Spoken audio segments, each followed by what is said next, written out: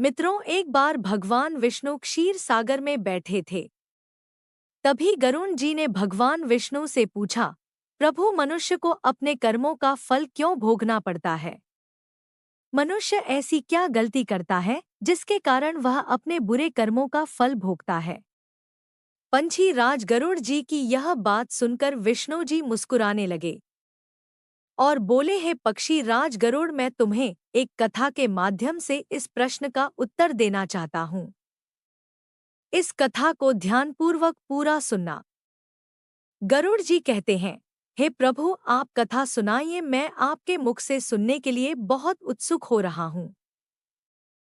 भगवान विष्णु कथा सुनना प्रारंभ करते हैं और कहते हैं, पक्षीराज, प्राचीन काल में एक शोभायमान नगरी थी। वहां एक चंद्रसेन नाम का राजा राज करता था। राजा बहुत धर्मात्मा, न्याय संगत एवं साधु प्रवृत्ति का था। राजा चंद्रसेन प्रतिदिन ब्रह्मा मुहूर्त में उठकर स्नान करके भगवान की पूजा करता था। वह ईश्वर का बहुत बड़ा भक्त था। उसने अपने राज्य में भगवान भोलेनाथ का बहुत ही विशाल और भव्य मंदिर बनवाया और एक ब्राह्मण को उस मंदिर का पुजारी नियुक्त किया। वह ब्राह्मण बहुत ही ईमानदार, नेक और धर्मात्मा था। वह राजा चंद्रसेन से कभी भी कुछ नहीं मांगता था। राजा ब्राह्मण के स्वभाव पर अत्यंत प्रसन्न थे। उस ब्राह्मण को राज मंदिर में पूजा करते हुए कई वर्ष बीत गए, किंतु उसने कभी राजा से किसी प्रकार का कोई प्रश्न नहीं किया और न ही कुछ मांगा। कुछ दिन बाद राजा चंद्रसेन को एक पुत्र की प्राप्ति हुई। पुत्र मिलने की खुशी में राजा ने आदेश दिया कि सारे राज्य में उत्सव मनाया जाए। सारे राज्य में उत्सव मनाया गया। फिर समय बीतता गया। धीरे धीरे राजकुमार बड़ा होने लगा। राजा ने उसे पढ़ा लिखा के बहुत विद्वान बनाए। कुछ समय बाद राजकुमार का विवाह एक सुंदर राजकन्या से कर दिया गया।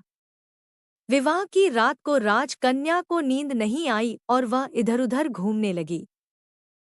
जब वह अपने पति के पलंग के समीप आई तो उसने देखा कि बहुमूल्य हीरे जवाहरात से जड़ी तलवार राजकुमार के पलंग के पास रखी है। राजकन्या ने तलवार को देखा तो उससे रहा नहीं गया। उसके मन में तलवार को देखने की उत्सुकता बढ़ने लगी। फिर राजकन्या ने तलवार को म्यान से बाहर निकाला तो वह तलवार बिजली के समान चमकने लगी। यह देखकर राजकन्या डर गई और डर के मारे वह तलवार उसकी हाथ से छूटकर राजकुमार की गर्दन पर जा गिरी। तलवार गिरते ही राजकुमार के गले की नस कट गई और वह तुरंत मर गया। यह सब देखकर राजकन्या बहुत डर गई और अपने पति के मरने से बहुत दुखी हुई। वह यह सोचकर बहुत डर गई थी कि अगर मैं सबको सच बताऊंगी तो कोई भी मेरी बात पर विश्वास नहीं करेगा। सुबह होते ही राजकन्या ने जोर-जोर से विलाप करना शुरू कर दिया और कहने लगी कि मेरे पति की किसी ने हत्या कर दी है। उसके रोने की आवाज से महल के सभी राजदरबारी कर्मचारी और स्वयं राजा भी आ गया। राजा ने आकर राजकन्या से पूछा, राजकुमार की किसने हत्या की? राजकन्या विलाप करते हुए बताने लगी, मैं उसे नहीं पहचानती। वह कौन था, परंतु उसे मैंने शिवजी के मंदिर में जाते हुए देखा है। राजा क्रोधित होकर सैनिकों और अपने मंत्रियों समेत भगवान शिवजी के मंदिर में गए तो उन्होंने ब्राह्मण को वहां पूजा करते हुए देखा। राजा चंद्रसेन के आदेश से सैनिकों ने उस ब्राह्मण को पकड़ लिया। उस ब्राह्मण को कुछ समझ नहीं आ रहा था कि मेरे साथ क्या हो रहा है। फिर भगवान विष्णु पंछी राज को आगे बताते हुए कहते हैं, उस ब्राह्मण ने राजा से बहुत कहा कि मैंने राजकुमार की हत्या नहीं की है, पर किसी ने उसकी एक बात नहीं मानी। राजा ने एक बार भी नहीं सोचा कि ब्राह्मण निर्दोष हो सकता है। राजा ने ब्राह्मण को सजा सुनाते हुए कहा, मैं तुम्हें मृत्युदंड तो नहीं दे सकता, क्योंकि ऐसा करने से मुझे ब्रह्मा हत्या का पाप लगेगा। फिर भी मैं तुम्हें यह सजा सुनाता हूँ कि जिस हाथ से तुमने मेरे पुत्र को तलवार से मारा है उस हाथ को शरीर से काटकर अलग कर दिया जाए। ऐसा कहकर राजा ने उसका हाथ कटवा दिया और इस पर ब्राह्मण बहुत दुखी हुआ और राजा को अधर्मी मानकर उसका राज्य छोड़कर अपने गुरु के पास काशी के लिए निकल पड़ता है। ब्राह्मण राज्य से निकलने के बाद अपने गुरु के पास जाने लगा और मन ही मन में भगवान से कह रहा है, हे प्रभु, आपने मुझे किन पापों की सजा दी है? मैंने ऐसा कौन सा कर्म किया था जिसकी सजा मुझे अब मिल रही है? मित्रों, काफी लंबा मार्ग तय करने के बाद ब्राह्मण काशी पहुंच गया। फिर वह अपने गुरु की कुटिया में जाता है, परंतु गुरुजी कहीं बाहर काम से गए थे और गुरुजी की पत्नी उनकी आलोचना कर रही थी और उन्हें बहुत भला बुरा कह रही थी। थोड़ी देर में गुरुजी कुटिया में आ गए। उनके आने के बाद भी उनकी पत्नी उनका तिरस्कार कर रही थी, उन्हें भला बुरा कह रही थी, परंतु गुरुजी ने अपनी पत्नी से कुछ भी नहीं कहा। इसके बाद वह अपने आसन पर जाकर बैठ गए और ब्राह्मण की ओर देखते हुए बोले, कहिए शिष्य, आपका मेरी कुटिया में कैसे आना हुआ?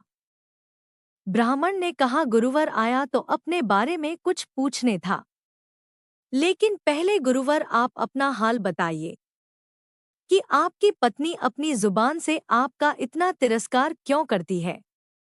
तब गुरु ने कहा, यह मेरी पत्नी नहीं, मेरा कर्म है। दुनिया में हम जिसे भी देखते हैं, भाई हो, पुत्र, शिष्य, पिता या कोई भी संबंधी, वह सब हमारा अपना ही कर्म है। अपना किया हुआ कोई भी काम शुभ हो या अशुभ हमें भोगना ही पड़ता है। इसलिए मैं अपने कर्मों को खुशी से भोग रहा हूँ। फिर ब्राह्मण ने अपने गुरु से पूछा, गुरुवर, आपने ऐसा क्या किया था? तो गुरु ने कहा, शिष्य, में पूर्व जन्म में एक कुम्हार था और आज जो यह मेरी पत्नी है वह पूर्व जन्म में गधी थी। एक दिन मैं इससे काम करवा रहा था तो इसके पैर में चोट लग गई थी और घाव हो गया था। कुछ दिन बाद वह घाव बड़ा हो गया और जब भी मैं इसका उपचार करता था तो उपचार के समय इस असहाय दर्द होता था। एक दिन उपचार के दौरान इसकी मृत्यु हो गई और इसके मृत्यु के कुछ दिन बाद मेरी भी मृत्यु हो गई। किंतु प्रभु की कृपा से मेरा जन्म ब्राह्मण कुल में हुआ और मैं एक साधु बना और इसका जन्म एक साधारण से ब्राह्मण कुल में हुआ और यह मेरी पत्नी बनी है, जो कुछ दिनों के लिए मुझे अपने मुंह से गाली निकालकर मुझे दुख देगी। लेकिन मेरी सोच इस दर्द पहुंचाने की नहीं थी, मैं तो इसका उपचार कर रहा था। यह बात इसकी समझ में नहीं आई। फिर वह अपने शिष्य से कहता है, मैं इसे अपने पूर्व कर्मों का फल समझकर इसे सहन कर रहा हूँ और मैं इसलिए ही शांत हूँ और उस दिन की प्रतीक्षा कर रहा हूँ जिस दिन इसका स्वभाव अच्छा हो जाएगा। अब आप कहो शिष्य कि आप यहाँ किस लिए आए हो? ब्राह्मण ने अपना सारा समाचार सुनाया और पूछा, क्या मैं अधर्मी हूँ, पापी हूँ? गुरु ने कहा, नहीं तो। फिर शिष्य ने कहा, यदि मैं अधर्मी और पापी नहीं हूँ तो राजा चंद्रसेन ने मेरे हाथ क्यों कटवा दिए?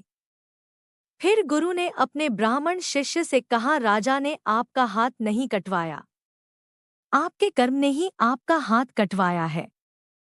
इस पर ब्राह्मण ने पूछा, ऐसा किस प्रकार हुआ? तो गुरु ने कहा, पूर्व जन्म में आप एक तपस्वी थे और राजकन्या गाय थी तथा राजकुमार एक कसाई था। जब कसाई गाय को मारने लगा तब गए अपनी जान बचाकर आपके सामने से जंगल में छुपाने के लिए भाग गई। पीछे से कसाई आया और आपसे पूछा कि गाय इधर तो नहीं आई। आपने जिस तरफ गाय गई थी उस तरफ आपने ने हाथ से इशारा किया था। फिर कसाई ने जाकर उसे गाय को मार डाला था। गाय के चिल्लाने की आवाज सुनकर जंगल से एक शेर आया और उसने गाय और कसाई दोनों को खा लिया। कसाई को राजकुमार का जन्म मिला और गाय को राजकन्या का जन्म मिला। एवं पूर्व जन्मों में किए हुए कर्म ने एक रात्रि के लिए उन दोनों को इकट्ठा किया। क्योंकि कसाई ने गाय को तलवार से मारा था, इसी कारण राजकन्या के हाथों गलती से ही तलवार गिरने के कारण राजकुमार का गला कट गया और वह मर गया। अपना फल देकर कर्म निवृत्त हो गया और तुमने अपने हाथ से इशारा किया था, उस पाप कर्म ने ही तुम्हारा हाथ कटवा दिया। इसमें तुम्हारा ही दोष है, किसी और का नहीं। यह सुनकर ब्राह्मण चुपचाप अपने राज्य में वापस लौट आया। भगवान विष्णु कहते हैं, मनुष्य को सुखपूर्वक अपना जीवन व्यतीत करना चाहिए। यदि मनुष्य अपने कर्म सिद्धांत को मान ले और जान ले, तो वह किसी भी कर्म का फल भोगते हुए दुखी नहीं होगा। वह हमेशा सुखी जीवन व्यतीत करेगा। आपको यह कथा कैसी लगी कमेंट करके जरूर बताएं।